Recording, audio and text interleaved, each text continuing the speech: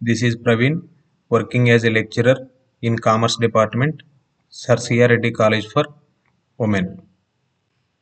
Now, I am going to the subject Advertising and Media Planning, Unit 2. Now, the topic is Consumer Surplus. Consumer surplus దీనినే వినియోగదారుని మిగులు అని అంటారు. Consumer surplus వినియోగదారుని మిగులు. ఈ వినియోగదారుని మిగులు అనేది అసలు ఎక్కడి నుంచి వచ్చింది అనేది చూద్దాం. ఈ వినియోగదారుని మిగులు అనే భావనను మొదట జుపిట్ అనే ఆర్థికవేత్త దీనిని వివరించాడు. కానీ ఈ వివరణ సరిగ్గా లేకపోవడంతో ఆల్ఫ్రెడ్ మార్షల్ తన యొక్క కార్డినల్ పద్ధతి సహాయంతో ఈ వినియోగదారుని మిగులు అనేటటువంటి భావనను ఈ యొక్క ఆర్థికవేత్త వివరించాడు. మొదట ఎవరో దీనిని ఇంట్రడ్యూస్ చేశారు? జుపిట్ అనేటటువంటి ఆర్థికవేత్త. ఆ తర్వాత ఆ వివరణ సరిగ్గా లేకపోవడంతో ఆల్ఫ్రెడ్ మార్షల్ అనే ఆయన తన యొక్క కార్డినల్ పద్ధతి సహాయంతో ఈ భావనను వివరించాడు. అయితే వినియోగదారుని మిగులు అంటే ఏంటి అనగా, మనం నిత్య జీవితంలో అనేక రకాలైనటువంటి వస్తువులను మరియు అలాగే సేవలను ఉపయోగించుకుంటాం. అంటే మానవుడు బ్రతకాలి అనుకున్నప్పుడు వస్తువులను అలాగే సేవలను ఉపయోగించుకోవాలి. రెండింటిని వాడుకుని సంతృప్తి పొందుతాడు. మానవుడు ఎప్పుడు కూడా వస్తువులను అలాగే సేవలను వాడుకొని సంతృప్తి పొందుతాడు. అయితే మనం వస్తువులను కానీ అలాగే సేవలను కానీ ఉపయోగించుకోవాలి కాబట్టి, అవి మనకు అవసరం కాబట్టి తప్పనిసరిగా ఆ వస్తువుల్ని మనం మార్కెట్లో కొనుగోలు చేయాలి. వస్తువులను అలాగే సేవలను మనం మార్కెట్లో కొనుగోలు చేయాలి. ఆ వస్తువులను అలాగే సేవలను మనం మార్కెట్లో కొనుగోలు చేయాలంటే మనం ఆ వస్తువుకు ధర అనేది ఉంటుంది.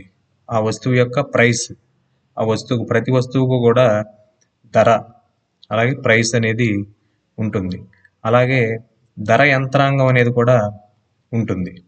అయితే వినియోగదారుడు తన కోరికను తీర్చుకోవడం కోసం ఆ వస్తువును కొంటాడు లేదా కొనాలనుకుంటాడు. ఆ వస్తువులను కొనాలనుకున్నప్పుడు అతడు చెల్లించడానికి ఇష్టపడ్డ ధర ఎంత, అలాగే అతడు వాస్తవంగా చెల్లించిన ధర ఎంత. బాగా గుర్తుపెట్టుకోండి, ఈ వినియోగదారుని మిగులు అంటే చెల్లించడానికి ఇష్టపడ్డ ధర ఎంత మైనస్ వాస్తవంగా చెల్లించిన ధర ఎంత. ఈ రెండింటికి తేడానే వినియోగదారుని మిగులు అని ఆల్ఫ్రెడ్ మార్షల్ తన యొక్క కార్డినల్ పద్ధతి సహాయంతో చెప్పాడు. ఇక్కడ మీకు చూడండి, for example, if you would pay 50 rupees for a book, but you can buy it for 40 rupees. Your consumer surplus is 10 rupees. ఇక్కడ ఎగ్జాంపుల్లో చూడండి, మీరు ఒక 50 రూపాయలు బుక్ కొందామని తీసుకెళ్ళారు. కానీ ఆ యొక్క బుక్ కాస్టు 40 రూపాయలే ఉంది. ఆ మిగులు 50 రూపాయలు 40 రూపాయలు పోతే 10 రూపాయలు మనకి ఇక్కడ మిగిలాయి. ఈ 10 రూపాయలని కూడా కన్జ్యూమర్ సర్ప్లస్ వినియోగదారుని మిగులు అని ఆల్ఫ్రెడ్ మార్షల్ తన యొక్క కార్డినల్ పద్ధతి సహాయంతో చెప్పాడు. ఒక వస్తువుకు ఇంత ధర ఉంటుంది అని మనం ఎవరో కూడా చెప్పలేము. ఫర్ ఎగ్జాంపుల్, ఒక టీవీ కొనాలనుకుంటున్నాం. మనం ఒక 10,000 రూపాయలు, ఒక 10,000 రూపీస్ తీసుకెళ్తాం. అలాగే ఒక పెన్ కొనాలనుకుంటున్నాం, మనం ఒక 10 రూపీస్ తీసుకెళ్తాం. అంటే వస్తువును బట్టి కరెక్ట్గా కాకుండా కాస్త అటో ఇటో మనం డబ్బులు అనేవి తీసుకెళ్తాం. 50 రూపాయలు చెల్లిద్దాం అనుకున్నప్పుడు కానీ అతడు మార్కెట్లోకి వెళ్ళిన తర్వాత ఆ వస్తువు ధర తెలుసుకున్న తర్వాత ఆ వస్తువు ధర ఎంత ఉంది? వాస్తవ ధర 40 రూపాయలు. ఆ 10 రూపాయలని మనం ఏమంటున్నాం ఇక్కడ? వినియోగదారుని మిగులు అని అంటున్నాం. మీరు అనుకోవచ్చు, అది మన డబ్బే కదా, అది మనకి మిగులు అనేది ఎలా అవుతుంది అని మనం అనుకోవచ్చు. మన డబ్బు పే చేస్తున్నాం కదా, మనకు అది మిగులు అనేది ఎలా అవుతుంది అని అనుకోవచ్చు. చెల్లించడానికి ఇష్టపడ్డ ధర మైనస్ వాస్తవ ధర, ఆ రెండింటికి మధ్యన ఉన్నటువంటిదే వినియోగదారుని మిగులు అని ఆల్ఫ్రెడ్ మార్షల్ చెప్పాడు మనకి. అతని యొక్క మానసిక సంతృప్తినే మిగులు అని అంటాడు. మనం వస్తువు కొన్నప్పుడు ఒక వ్యక్తి 50 అన్నాడు, నువ్వు 40కి అడిగావు, అతను ఇవ్వలేదు, నీకు సంతృప్తి లేదు అక్కడ. 50 రూపాయలకి అడిగిన వస్తువు, 50 రూపాయలు ఉన్న వస్తువుని నువ్వు 40 రూపాయలకి అడిగినప్పుడు ఆ వ్యక్తి ఇవ్వలేదు, అప్పుడు నీకు మానసిక సంతృప్తి అనేది లేదు. 50 రూపాయలకి 1 రూపాయికి తక్కువగా కొన్నా నువ్వు సంతృప్తి పడతావు. అంటే మనకి 1 రూపాయికి నేను 1 రూపాయికి తక్కువకే కొన్నాను అనేటటువంటి మానసిక సంతృప్తి అనేది మనకు ఉంటుంది. దానినే వినియోగదారుని మిగులు అని మనకి ఆల్ఫ్రెడ్ మార్షల్ అనే ఆథరు చెప్పాడు అనమాట. అలాగే మనకి ఇక్కడ ఫార్ములా ఒకసారి మళ్ళీ చూద్దాం. కన్జ్యూమర్ సర్ప్లస్, వినియోగదారుని మిగులు. ఈ వినియోగదారుని మిగులు అనేది ఎలా వస్తుంది?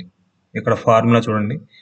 Consumers willing to pay minus consumers actual pay is equal to consumer surplus. ఇక్కడ కన్జ్యూమర్స్ విల్లింగ్ టు పే, ఈ వినియోగదారుడు వస్తువుకి ఎంత పే చేయడానికి రెడీగా ఉన్నాడు, మైనస్ కన్జ్యూమర్స్ యాక్చువల్ పే, వినియోగదారుడు వస్తువుకి ఎంత పే చేశాడు. ఈ రెండింటిలో నుంచి తీసేస్తే వచ్చేదే కన్జ్యూమర్ సర్ప్లస్. ఇక్కడ ఎగ్జాంపుల్, బుక్ ప్రైస్ 50 రూపీస్ ఉంది, దాంట్లో 40 రూపీస్ పే చేశాడు, remaining 10 rupees is consumer surplus. అలాగే ఇక్కడ ఒక టేబుల్ ఉంది, అది చూద్దాం. కన్జ్యూమర్ సర్ప్లస్, ఇక్కడ క్వాంటిటీస్ ఇచ్చాడు, consumers willing to pay, consumers actual pay, consumer surplus. ఇక్కడ quantity 1, consumers willing to pay, వినియోగదారుడు ఎంత పే చేయడానికి రెడీగా ఉన్నాడు ఇక్కడ, 10 రూపీస్. కానీ కన్జ్యూమర్స్ యాక్చువల్ పే, కన్జ్యూమరు యాక్చువల్గా ఎంత పే చేశాడు, 4 రూపీస్. ఇక్కడ కన్జ్యూమర్ సర్ప్లస్ ఎంత, 6 rupees. 10 minus 4 is equal to 6 rupees consumer surplus.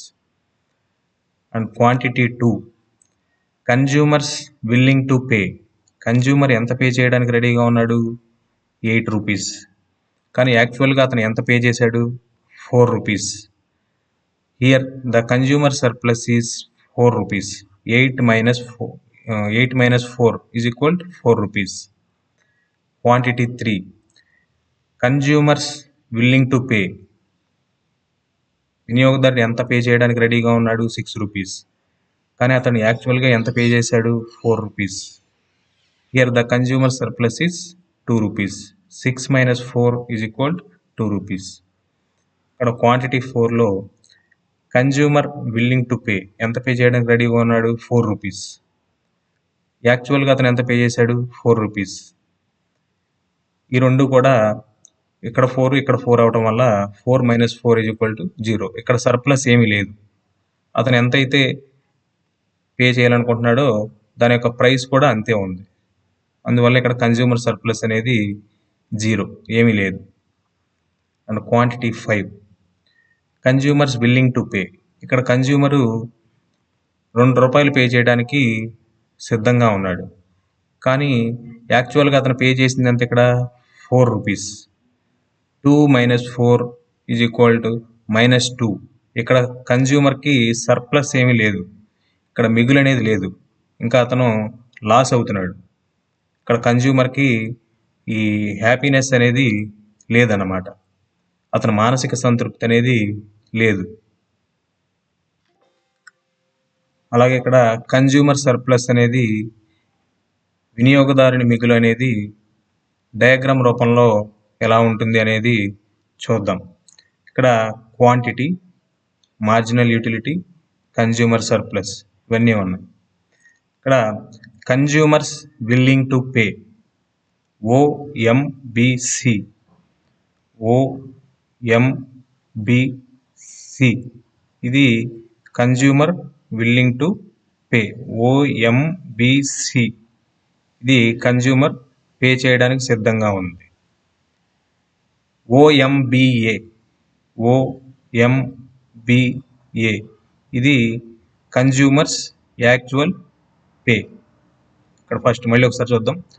ఓఎంబిసి, ఓఎంబిసి, ఓఎంబిఏ, ఓఎంబిసి minus ఓఎంబిఏ. ఇక్కడ ఓఎంబిసిలో నుంచి ఓఎంబిఏ తీసేస్తే ఈ వచ్చేదే మిగులు మనకి. ఇదంతా కూడా కన్జ్యూమర్ సర్ప్లస్, ఓఎంబిసి మైనస్ ఓఎంబిఏ.